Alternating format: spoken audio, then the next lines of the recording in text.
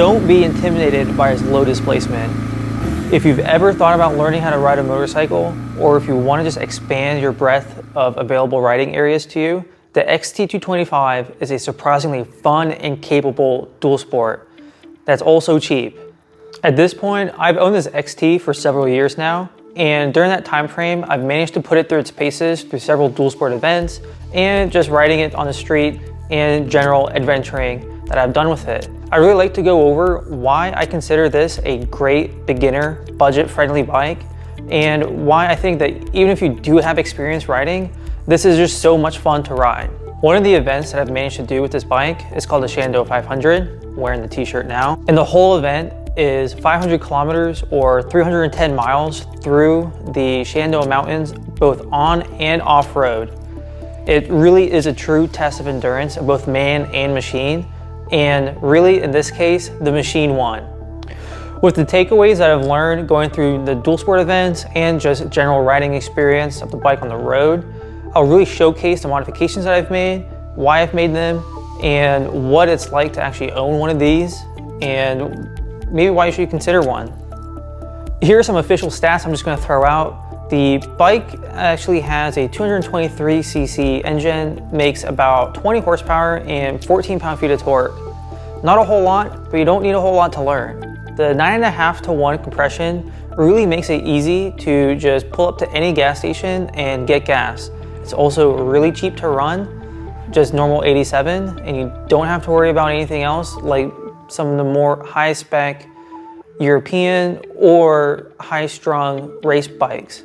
The 6-speed transmission really keeps you in that limited power band. The first gear is actually more of a tractor mode and is great for low-speed stuff.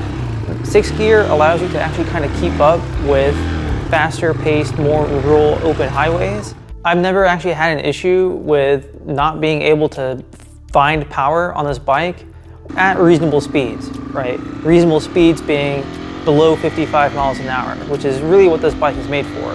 This is not made for highways and would really not recommend you go on there. But in an area like I live where there are rural roads with speed limits of 55, where that's all I need to do, so perfect. In the front, we have a pretty standard 21-inch front wheel with 8.9 inches of suspension travel. And then in the rear, we have an 18-inch wheel with about 5.7 inches of suspension travel, which is really not a lot. That's probably the biggest complaint about the bike that I would possibly have, is just that the rear suspension travel, you can really feel it compared to other larger, more dirt-oriented dual sports. But you have to maintain in your mind that this is not a motocross bike.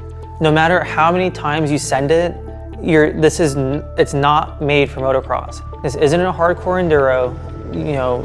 Just don't think about it. Just don't do it. This bike also has a relatively low seat height at about 31 inches, which is great for those that are vertically challenged like I am. I'm about 5'8", and this is a great size for me. If you're 6'4", get a different bike. That's just obvious. For someone that's around a 30-inch inseam, you're gonna be perfectly fine and fit really well on this bike. I fit really well on it, and I know that this is probably one of the more recommended bikes for smaller riders as well.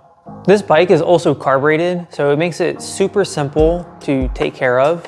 All you just have to do is, careful of the winters and ethanol gas. These were also made from 1986 to 2007. That is a lot of years available of parts and knowledge gained. And even better is they have a dirt-only sister model that is the TTR 225. So you can find parts on eBay, you can find parts secondhand, Craigslist, Facebook Marketplace, whatever. You can probably find something like this anywhere. These bikes really are dead simple. There's really not a whole lot to go wrong with them. I've only really had 2 issues with this bike.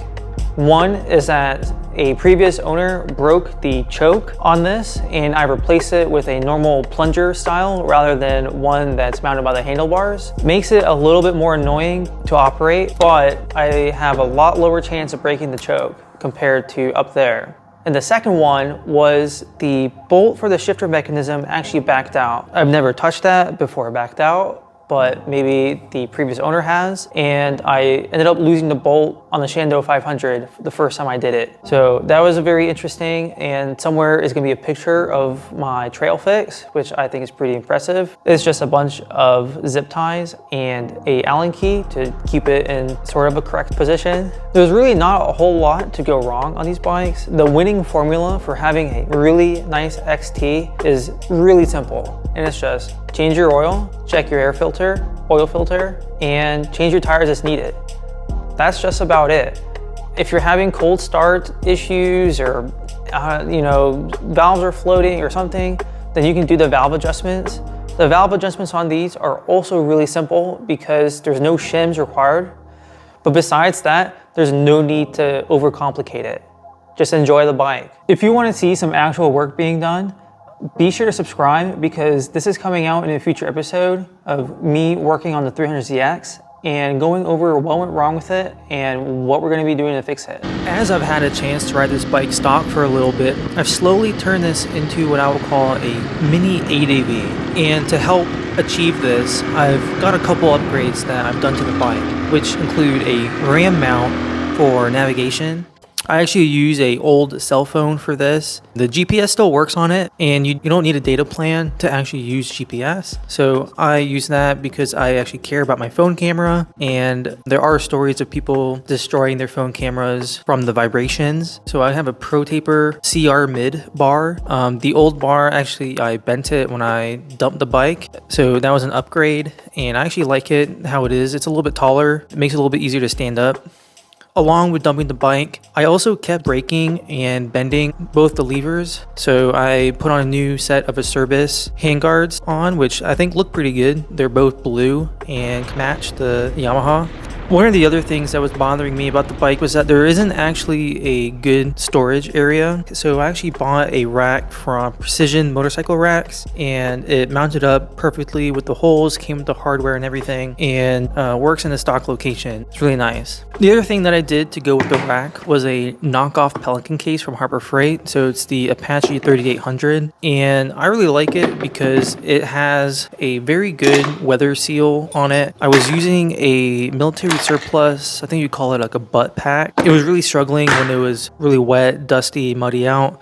So far the case is holding up, and I really like it. Another good thing about the case as well is that it's lockable. I actually walk away from it and put something in there. After dumping this bike a couple times, I've replaced the rear turn signals. Those are just some low profile Tusk ones, nothing special. They work and they shine, and it's enough to pass inspection. One future upgrade that I'm pretty keen on doing is actually new foot pegs. These foot pegs are hilariously small. Under kind of rough terrain and some more technical terrain, you can definitely find your feet losing traction on the pegs. So that is due for an upgrade. Overall, the setup that I have right now is pretty decent. I like it a lot. It's worked very well for what I do with the bike, which is just cruising around after work, just any small little adventure rides or anything like that. So far, the setup is working well. The overall riding experience of this bike can really be described as casual. There's really nothing too exciting about it, and I think that's what makes it special. You're never going to be pressured to go fast, to chase anyone down. It's not a competition, and you're just out there to have fun, which that's what the standard is. You're just out here to have fun, and the XT can provide that. And with that, the ride is just pretty carefree. You're just buzzing along and having a grand time. On road, this bike is pretty light. It's 240 pounds dry, so it's pretty obvious when you're getting pushed around by wind at higher speeds. That includes, vehicles driving by and all that stuff. You can get pushed around a little bit. It's not a big deal. You just have to recognize that is what's going to happen. Obviously, given the size, this is not a BMW GS or anything large, like a true KTM adventure bike. So there is wind noise, there are vibrations, and you have to realize what limitations this bike has, right? However, within the town and city limits, I've never had issues being around in traffic or around cars. I can keep up with traffic perfectly fine. You can get in and out of tight situations really easily with this. On the back roads, this is where it really shines. You're just really throw it into corners and just pin it on the way out. And nobody's gonna actually like look at you saying that, oh man, this guy's being dangerous or whatever. Because guess what? You can go almost anywhere, full throttle, leaning it over, being ridiculous, except for wheelies. And no one, including law enforcement or like nosy neighbors, will really know or pay attention, since you can really push the limits of the bike without pushing the limits of the law, which is a lot of fun. Another thing I like to mention is that there are passenger pegs on this bike, and I have ridden 2-up before. It is possible, right? Don't bear in mind that your fuel economy will be greatly affected. And for example, my normal fuel economy on this is about 70 miles to the gallon, and riding 2-up I was getting about 50-55. Off-road is where the bike is really evident that Yamaha built this bike to a price point. Suspension wise, when the bike was new in 1986, it was already outdated. So today it's pretty archaic. The front forks are rather small. They're only 36 millimeter in diameter. They don't offer any adjustability. I know that there are some modifications people do with like YZ125 front forks, but again, you're gonna end up spending so much time and money doing a modification like that, you might as well enjoy the bike for what it is. And again, the rear suspension really lacks a lot of travel, and again, there's no adjustability in it. You know, it works, right? The suspension works if your only metric is that it keeps you off the ground. Besides that, don't look too far into it. And even then, the ground clearance is pretty limited, but it's certainly manageable. You're going to have, obviously, issues if you're gonna be sending this thing over massive logs or whatever, but again, you have to recognize what the bike is. Just recognize it's not an enduro. If you're going to be focusing more off-road, I would definitely suggest getting a set of DOT knobby tires. That's going to be the cheapest and most effective way to get the most out of the XT. I currently have a set of the Dunlop D605s on it, and they're okay. I think that's where it ends, right there. They're certainly better than having just road tires in the dirt. Overall, the cost to own one of these things, I know this kind of comes up with people, is everything about this thing is pretty cheap. It was cheap to buy. I bought this for $1,400 a couple years ago. It just needed a set of tires. That's all it needed, and it ran. Everything else is cheap. You know, insurance is cheap. You know, you don't need premium gas. You just take whatever motorcycle oil you can. Actually, I run diesel oil, like the Shell Rotella diesel oil, and been perfectly fine with that. So everything about this bike is cheap.